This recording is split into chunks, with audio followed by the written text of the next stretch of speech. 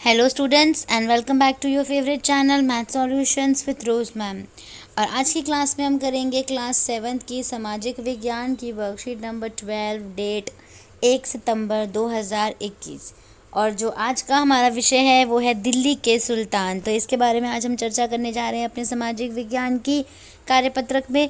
तो चलिए बच्चों, वर्कशीट शुरू करने से पहले मैं आप सभी का धन्यवाद करती हूँ कि आपने मेरे को इतना सपोर्ट किया, मेरी वीडियोज़ को वॉच किया, जिसकी वजह से मेरे 1000 सब्सक्राइबर्स हो गए हैं। Thank you so much students for all your support and I request you to please keep watching my channel and keep supporting me. और अभी भी कुछ बच्चों ने अगर मेरे चैनल को सब्सक्राइब नहीं किया है तो प्लीज़ आप चैनल को सब्सक्राइब कर दीजिए और बेल आइकन को भी प्रेस कर दीजिए। चलिए स्टार्ट करते हैं आज की वर्कशीट।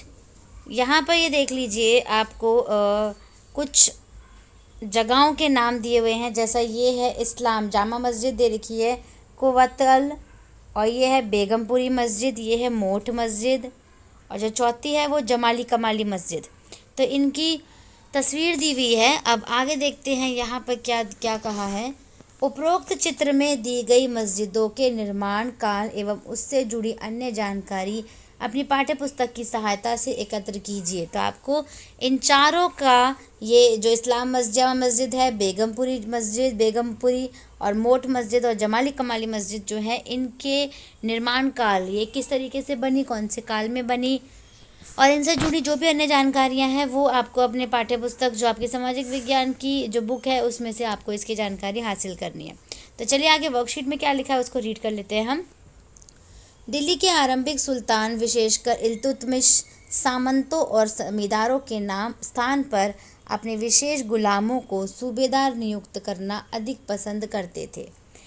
कि जो विशेष गुलाम थे उनके ज़मींदारों के स्थान पर वो जो है उनको सूबेदार नियुक्त करना पसंद करते थे। इन गुलामों को फ़ारसी में बदंगा कहा जाता था तथा इन्हें सैनिक सेवा के लिए खरीदा जाता था। ठीक है। अब है खलजी और तुगलक शासक बंदगा का इस्तेमाल करते रहे और साथ ही अपने आश्रित निम्न वर्ग के लोगों को भी ऊंचे राजनीतिक पदों पर बैठाते रहे। ऐसे लोगों को सेनापति और सूबेदार जैसे पद दिए जाते थे। उसके बाद आगे है वर्कशीट के अंदर, गुलाम और आश्रित अपने मालिकों और संरक्षकों के प्रति वफादार रहते थे मगर उनके उत्तराधिकारियों के प्रति नहीं। ठीक है, मतलब जो जिन्होंने मालिक उनको रखा हुआ था, जिनके ऊपर वो आश्रित थे, तो जो गुलाम और आश्रित थे वो अपने संरक्षकों के प्रति वफादार रहते थे, लेकिन जो उत्तराधिकारी हैं उसके प्रति वफादार नहीं रहते थे। नए सुल्तानों के अपने नौकर होते थे। फलस्वरूप किसी नए शासकों के सिंहासन पर बैठते ही प्राय नए एवं पुराने सरदारों में टकराहट शुरू हो जाती थी। तो क्या बात कर रहे हैं कि वो उत्तराधिकारियों के प्रति वफादार नहीं होते थे, जिससे कि जो फलस्वरूप क्या होता था, जो शासकों के सिंहासन पर बैठते ही जो नए एवं पुराने जो सूबेदार थे, सरदार थे, उनमें आपस में टकराने लग जाते थे, वो लड़ाइयाँ शुरू हो जाती थी। सुल्तानों की जगह खलजी और तुगलक शासकों ने भी सेना नायकों को भिन्न भिन्न आकार के इलाकों के सूबेदार के रूप में नियुक्त किया। ये इलाके इक्ता कहलाते थे और इन्हें संभालने वाले इक्तादार या मुक्ति कहे जाते थे। तो इसमें सुल्तानों के बारे में बता रखा कि जो खलजी सुल्तान था और जो तुगलक शासक थे, सेना नायक, वो भिन्न भिन्न प्रकार के जो वहाँ पे सूबेदार थे उनको नियुक्त किया गया था। और ये इनको इक्ता कहा जाता था, इक्तादार या मुक्ति कहा जाता था, जो इस तरह का काम संभालते थे। अब इक्तादार का काम क्या है, मुक्ति का क्या काम है। मुक्ति का फर्ज था सैनिक अभियानों का नेतृत्व करना, सैनिक जो अभियान थे उनको उनकी लीडरशिप करना और अपने इक्तों में कानून और व्यवस्था बनाए रखना। अपनी सैनिक सेवाओं के बदले वेतन के रूप में मुक्ति अपने इलाकों से राजस्व की वसूली किया करते थे और राजस्व के रूप में मिली रकम से ही अपने सैनिकों को तनख्वाह भी देते थे।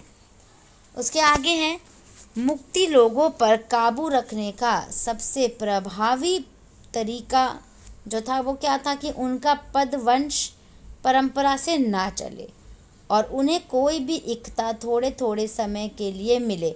मतलब थोड़े थोड़े समय के लिए उनको जैसे डिस्ट्रिक्ट दे देते हैं, कुछ इलाका दे देते हैं, तो वो मिले, ज़्यादा टाइम के लिए ना हो और परंपरा से ना चले उनका वंश। जिसके बाद उसका स्थानांतरण कर दिया जाए। अलाउद्दीन खिलजी और मोहम्मद तुगलक के शासनकाल में नौकरी के कठोर नियमों का सख्ती से पालन किया जाता था। तो जब अलाउद्दीन खिलजी और मोहम्मद तुगलक का जब शासक था, तब जो था कि नौकरी में जितने भी कठोर नियम होते थे उनका सख्ती से पालन किया जाता था।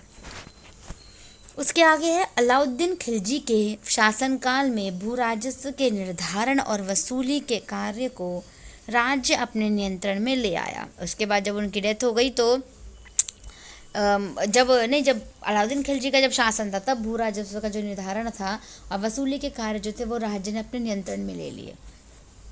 स्थानीय सामंतों से कर लगाने का अधिकार छीन लिया गया एवं स्वयं उन्हें कर देने के लिए बाध्य किया गया। उस समय 3 तरह के कर लिए जाते थे। तो पहला है, 3 तरह के कर उस टाइम लिए जाते थे। पहला कर है कृषि पर, जिसे खराज कहा जाता था और जो किसान की उपज का लगभग 50% होता था। दूसरा मवेशियों पर और तीसरा घरों पर। जो कर की बात हम यहाँ पे कर रहे हैं। फिर है आपका प्रश्न नंबर 1, जो कि है, यदि आप सल्तनत काल में इक़्तादार होते तो आपको कौन कौन से कार्य करने होते। तो ये है बच्चों आपका प्रश्न नंबर 1, कि इसमें आपको सोच करके लिखना है। अभी हमने वर्कशीट में रीड किया था कि अगर हम इक़्तादार का काम कर रहे होते तो हमें कौन कौन से कार्य करने होते अगर हम इक़्तादार के पद पर होते तो यहाँ पे देखिए इक़्तादार का क्या काम है। ये है आपका उत्तर नंबर 1,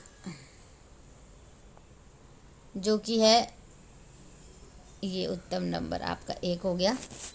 मुक्ति का फर्ज था सैनिकों अभियानों का नेतृत्व करना और अपने इक्तों में कानून और व्यवस्था बनाए रखना। अपनी सैनिक सेवाओं के बदले वेतन के रूप में मुक्ति अपने इलाकों से राजस्व की वसूली किया करते थे। तो ये है आपका उत्तर नंबर 1, जो कि है, यहाँ से आप इसको अपनी कॉपीज़ में नोट डाउन करिएगा और अपनी जो आपकी सामाजिक विज्ञान की जो टीचर है आपको उसको सेंड करना है, ठीक है। और अब आएगा प्रश्न नंबर 2। तो प्रश्न नंबर 1 आपने लिख लिया यहाँ से उतार के। प्रश्न नंबर 2, प्रश्न नंबर 2 है बच्चों, अलाउद्दीन खिलजी के शासनकाल में कर प्रणाली की विशेषताओं का वर्णन कीजिए। तो इसमें अभी हमने जब रीड किया था तो हमने 3 कर प्रणाली के बारे में पढ़ा था कि जो एक कर प्रणाली है वो किसानों पर लगती है, कृषि पर लगती है, दूसरी मवेशियों पर और तीसरी घरों पर। तो प्रश्न नंबर जो 2 है उसका आंसर है यहाँ से कृषि पर, जिसे खराज कहा जाता था और जो किसान की उपज का लगभग 50% होता था। दूसरा मवेशियों पर, तीसरा घरों पर। यह है आपका उत्तर नंबर 2। तो प्यारे बच्चों, आपको यहाँ से अपना उत्तर नंबर 2 उतार करके आपको इसको अपनी वर्कशीट को कंप्लीट करना है और अपने एसएस टीचर को आपको सेंड करना है। Thank you so much students for watching this full video. अगर वीडियो आपको पसंद आए तो प्लीज़ वीडियो को लाइक ज़रूर करिए और चैनल को सब्सक्राइब ज़रूर करिए। And keep supporting me and keep watching my YouTube channel Math Solutions with Rose Ma'am. Thank you so much students.